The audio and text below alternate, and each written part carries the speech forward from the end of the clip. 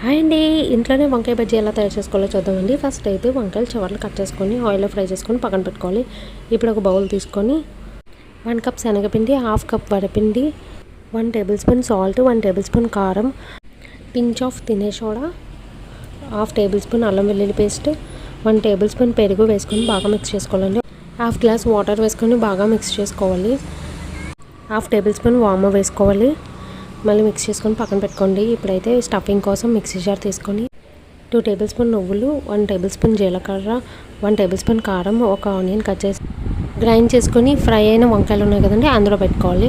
ఇప్పుడు పిండిలో వేసుకొని రౌండ్గా తిప్పుకొని ఆయిల్లో వేసి డీప్ ఫ్రై చేసుకోవాలి. ఇప్పుడు బజ్జీని మధ్యలో కట్ చేసుకొని ఆనియన్స్, కారం, సాల్ట్, చాట్ మసాలా పైన వేసుకొని లాస్ట్ వేరుశనగలతో గార్నిష్ చేసుకొని నిమ్మకాయ పిండుకొని తింటే సూపర్గా ఉంటుందండి. ఒకసారి ట్రై చేయండి, మీకు కూడా నచ్చుతుంది.